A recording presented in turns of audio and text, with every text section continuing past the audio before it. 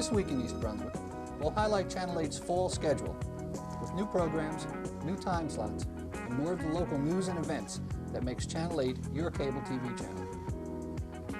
Then Special Officer Mike Mansfield continues with his tips on pets and pet problems. And on Consumer Aware, consumer advocate Adrian Eisner discusses Nature's Organics rebates. And we'll close with a look at Monday's Township Council meeting. But first, a quick look at next week's Channel 8 lineup. On Tuesday, the 21st, at 7 p.m., the Read Aloud crowd features local author Michael Avalone, Planning Board member Ria Bassaroon, and Acting Library Director Sharon Karmazin. Next at 7:30, for Art's Sake, Dolly Vasta will interview Janet Stewart and Stephen Moselle of the Opera Theater of New Jersey. This show also features parts of the Opera Theater's performance on municipal grounds in July.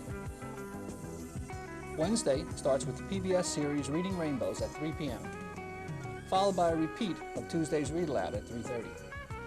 And 4 o'clock brings more stories from the Teen Library Corps. At 7:30 p.m., Paula Durant examines the alarming trend in teenage suicides on Target. And at 8 p.m. on Our Town, Sue Rosenblatt discusses the American Cancer Society with Drs. Louis Campbell and Louis Sinkin. On Thursday, it's This Week in East Brunswick again at 7 and 8 p.m. and a repeat of Tuesdays for Art's Sake at 7:30.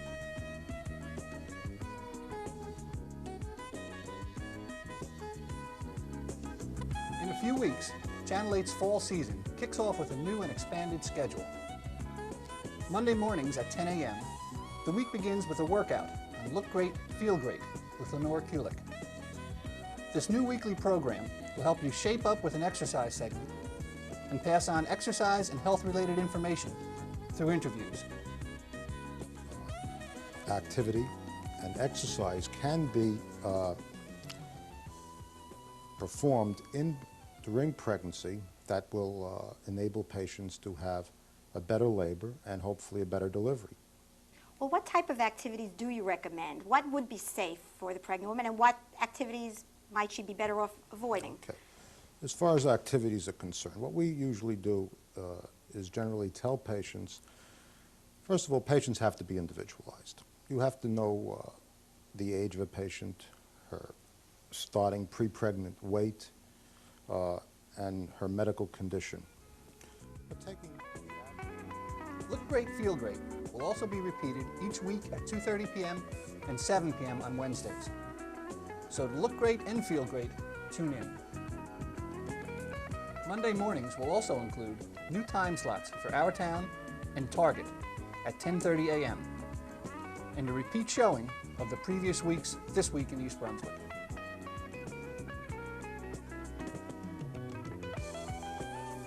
Hi, I'm Ken Shalhoub, and this is Let's Talk Health. The first and third Tuesdays of each month will open with Let's Talk Health at 7:30 p.m. This interesting and informative talk show has been so well received after its first year that it now will feature new topics twice each month. Host Ken Shalhoub and his guests will continue to explore a wide variety of health-related subjects. This fall will include shows on pharmacology, patient and community health education programs, and sudden infant crib death. Let's Talk Health will also be repeated on Thursdays at 7:30 p.m. and Saturdays at 12:30 p.m. Sports Talk with John Magularo will be back with its third year of local sports coverage, featuring the athletes, the coaches, and special events such as the annual 10,000-meter run and the Sports Awards banquet. For local sports, with the emphasis on local, it's Sports Talk. Another new entry in the Channel 8 lineup will premiere at 8 p.m. Tuesday, September 4th, and will be seen every Tuesday. Paul Hansen's You and Your Money will explore the often complicated and confusing world of investments and financial planning. If you're planning on investing in real estate, expanding your life insurance coverage, or just curious about the difference between money market accounts and CDs, this show may be just what you're looking for. You and Your Money will also be seen every Thursday at 8:30 p.m. and Saturdays at 10:30 a.m. Wednesdays on Channel 8 begin at 2:30 in the afternoon with another look at Look Great, Feel Great. 3 p.m. brings you stories from the library. And at 7 p.m., the evening cast begins with Look Great, Feel Great again. At 7:30 p.m. on Wednesdays, you'll see Spotlight in Education, or For Art's Sake with Dolly Vasta. Dr. Joseph Sweeney, host of Spotlight, continues this year with keeping you up to date on what's new and interesting in our schools. September's show begins another year with a look at East Brunswick Adult Education Program and includes an interesting discussion with school board member Al Simon. Well, Dr. Sweeney, I look at it from 2 points of view. I see internal and externals. The externals first, I see a number. Maybe I'll do it this way. I'll put them without any priority as I try to think of what I perceive to be this year in education. I think one of the things that is very, very important is to look for some forms of tax relief and assistance for many of our citizens. This coming from federal and state. Next, on a new night and at a new time, For Art's Sake's Dolly Vasta, Channel 8's Arts Connection, continues keeping you informed on who's doing what, where and when on the local art scene. That's Spotlight in Education and For Art's Sake, 7:30 p.m. on Wednesdays. At 8 p.m. on Wednesday evenings, it's a look at local issues with an eye out for business and business professionals in East Brunswick. Sue Rosenblatt of the East Brunswick Regional Chamber of Commerce returns with Channel 8's longest-running series, Our Town. Or it's Paula Durant of the East Brunswick Congregational Church hitting home with Target, exploring issues such as concerns about water quality and quantity in town and the availability of mental health outreach services for East Brunswick residents. So that's Our Town and Target on alternating Wednesdays at 8 p.m. As a major commitment to our 84-85 season, we plan to expand and improve on our local news program. This week in East Brunswick, seen Thursdays at 7 and 8 p.m., and again on Saturdays at noon, will continue to be the vehicle for bringing you coverage of local events, consumer information, highlights of Township Council meetings, and a wide range of other colorful and informative spots geared towards keeping you better informed on what's happening in East Brunswick. Also on Thursday at 7:30 p.m., it's a repeat of Sports Talk or Let's Talk Health, and You and Your Money is at 8:30. A wrap-up of each week's Channel 8 programming will also be seen every Saturday.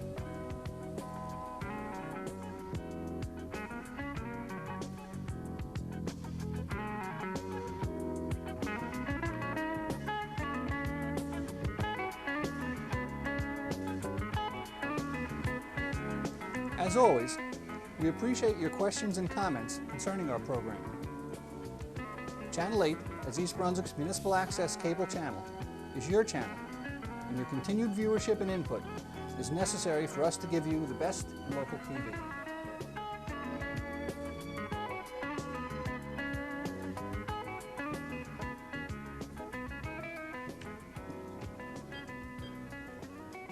Sorry, the library's closed. I want all the money this library has right now. Wait a minute, this is a library, not a bank. Look, I know you have money for some of those nice programs you have here, so just hand it over.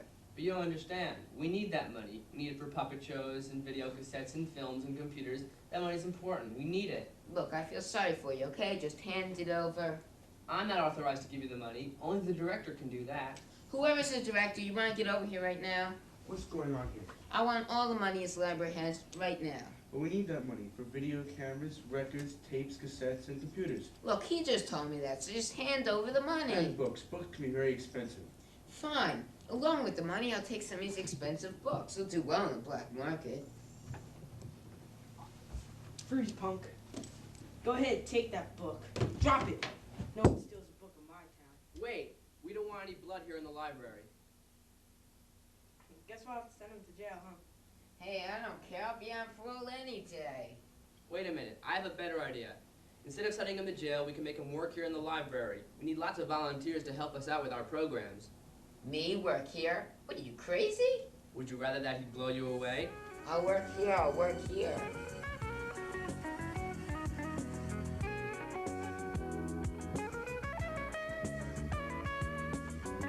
Beginning September 5th, bundled or bagged newspapers will be collected curbside from Society Hill East on the first and third Wednesdays of each month. In case of rain, residents should keep their newspapers until the next collection day.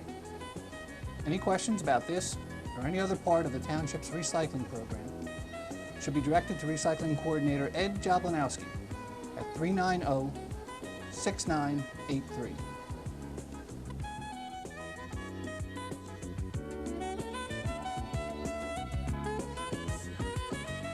How do you do? I'm Special Officer Mike Mansfield, East Brunswick Animal Control.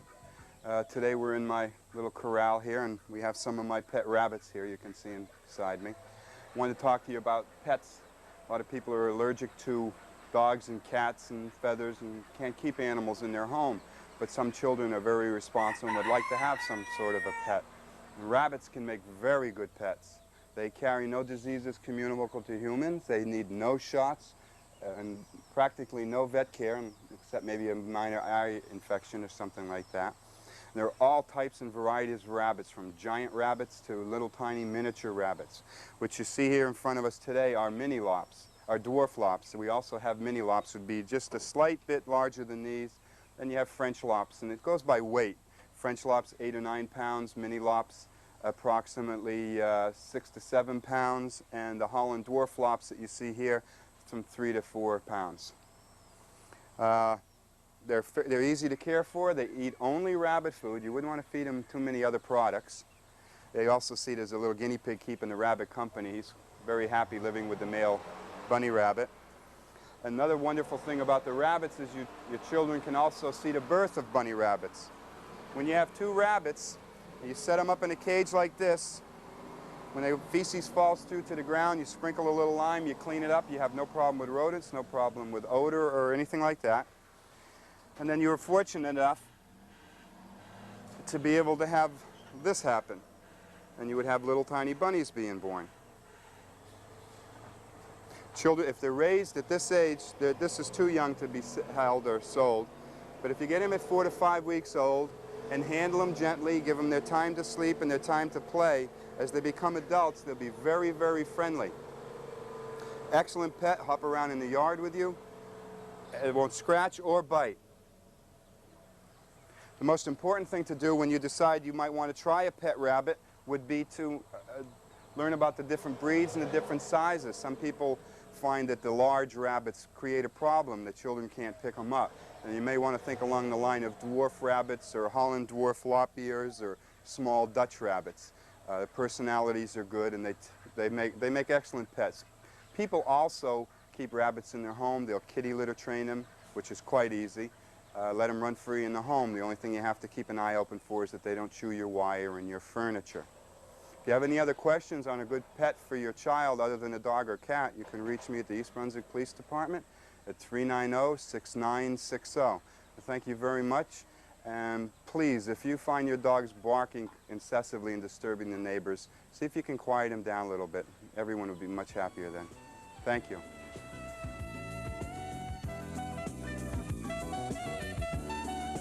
Hello, and welcome to Consumer Aware. I'm Adrienne Eisner of the East Brunswick Consumer Affairs Office. Today I am bringing you a message from Director James Barry of the New Jersey Division of Consumer Affairs. Director Barry warns consumers purchasing Nature's Organics Plus shampoo, made by Nature's Organic Incorporated, formerly located in Paramus and Secaucus, New Jersey, that the firm is out of business and they should not expect to get $1 or $2 rebates promised on the product's labels. Stores selling the 3 varieties of Nature's Organics Plus shampoos have been asked to remove or cover the rebate labels. but some retailers may not have done so or may not have been contacted. The product originally sold for approximately $3 and may now be discounted to a much lower price. The shampoo was sold throughout the country. Nature's Organic Plus Incorporated, also known as Nature's Organic Incorporated, operated at 599 Industrial Avenue, Paramus, and then later at 55 Harts Way in Secaucus. Various product labels asked consumers to send requests for rebates to either the Paramus address or to a post office box in Saddle River, New Jersey. In the past 2 years, the Division of Consumer Affairs has received approximately 50 complaints from consumers unable to get promised rebates from Nature's Organics Plus. The division had been successful in obtaining most of these rebates, but now that the firm is out of business and its assets are being liquidated, consumers should no longer expect to get these rebates. If you have any questions about Nature's Organics Plus or any consumer problems or inquiries, please call us at the East Brunswick Consumer Affairs Office. We're located in the municipal building. Our telephone number is 390-6954. Please join us again on Consumer Aware. At this week's Township Council meeting, the Council unanimously approved rezoning a 31-acre tract along Route 18 to allow for the development of a new office, hotel conference center. The Ramada Inn and Village Swim and Recreation Club currently occupy this area, and a large vocal contingent of club members and area residents were at the meeting to express their displeasure at this move. Point. Our son Scott and our daughter Wendy have to bicycle over to the Village Swim Club, and we want direct access, and we don't want, with all due respect, sir, not vague statements, but the maintenance of Narragon Place. Without a site plan, I simply fail to understand how we can have assurances at this point when we don't know what the hotel is going to look like, we don't know where the roads are going to run, and we don't know whether the road is going to go through the parking lot. They're going to call access to our swim club through the parking area. In short, I'm a little concerned about direct access, and I would like our daughter and our son and all the other residents of Lawrence Brook who are members of the Village Swim Club have direct access to Narragon Place. That is not clear to me at this point.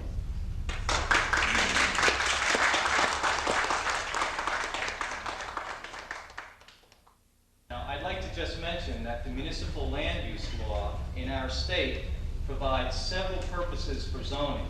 I'm sure the council members are familiar with all of them, and certainly one of them is to promote the interests of the health, safety, and welfare of the community. Another one, subsection C of 45:55-2, is to provide adequate light, air, and open space. That is our concern.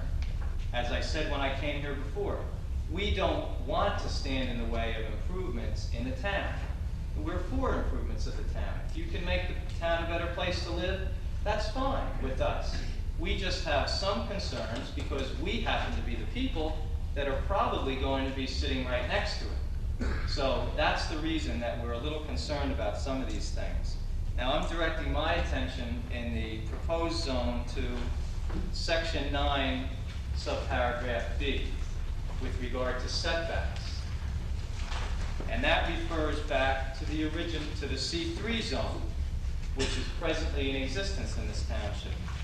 And if I read that zone correctly, there's a 60-foot front yard setback, a 60-foot rear yard setback, and a 20-foot side yard setback. Those are the setbacks that obviously were considered to be necessary and reasonable for buildings of the height encompassed within a C3 zone. And what is the height of buildings within that zone? It's 4 stories high. Now, obviously, a lot of thought went into that.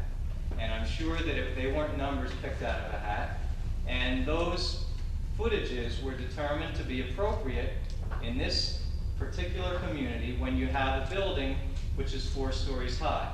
And assuming that to be 12 feet per story, that's a 60-foot building. Now, in this new proposed ordinance, we've changed the height limitation, as Mr. Schaefer mentioned before.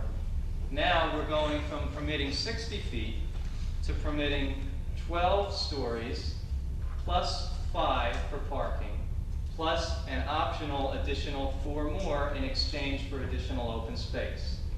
Now, the members of the council and the mayor have repeatedly said tonight, we're not at site plan yet, and that's correct, we're not. So what we look at now is the potential within the zone as drafted. And the potential is that there could be a 21-story building right next to us. Now, the township says 20 feet is sufficient for 4 stories in the rear and the side yard, and 60 feet is sufficient in the backyard.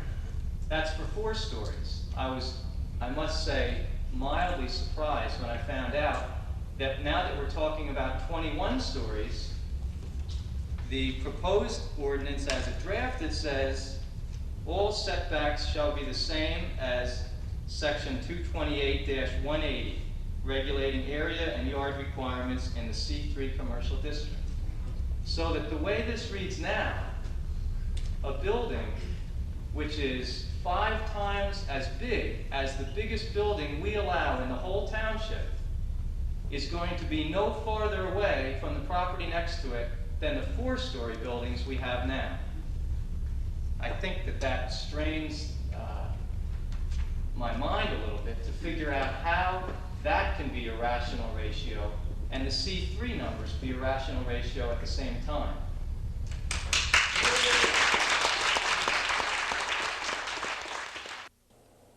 Councilmember Jerome O'Connor addressed some of the residents' concerns. Folks, I've been here 23 years myself, and I'm just as concerned about the residential character of this town as you folks are. I'm just as concerned about the traffic on Route 18 as you are. I commuted to New York, like a number of fellows here said that they did, and I've seen the traffic increase, there's no question. But traffic has increased everywhere, not only Route 18. Construction has increased everywhere, not only East Brunswick. We're just part of all the construction and the traffic increases that are going to take place in the next few years.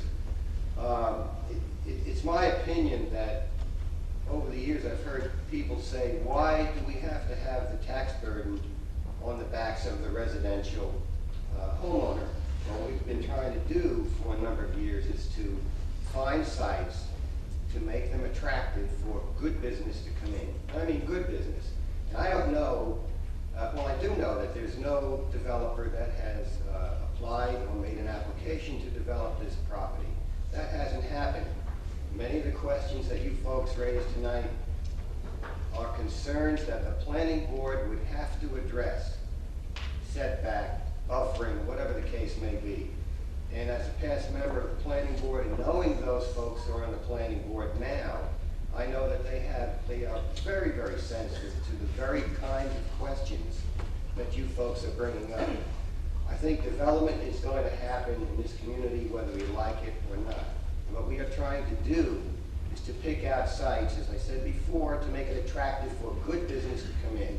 One gentleman said it was at the crossroads of the New Jersey Turnpike, Route 18 and Route 1, and that it probably would be a very good site for a major developer or a major concern to want to locate here.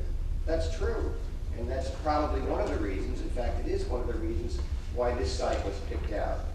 Development is going to happen, and those of us who have been here a long time when perhaps there were 12 to 14,000 people living here don't like to see it. But I think that's what happens when you live in one town long enough to see progress. It's going to happen, and we have to be mature enough to take it.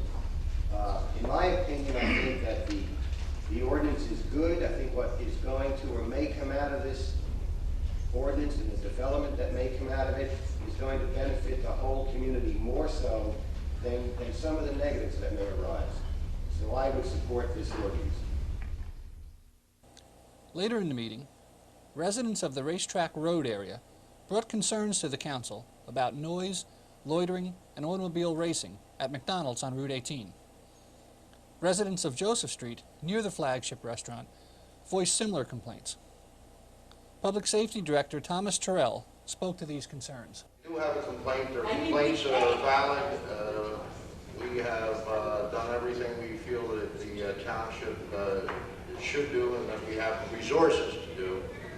And therefore we've issued what is in effect an ultimatum to McDonald's that they'll have to hire security or we'll move against them as a public nuisance, either to restrict their hours of operation, because these people are heavily impacted and there's no question they have a problem, and it's the responsibility of the business to control their premises as we feel.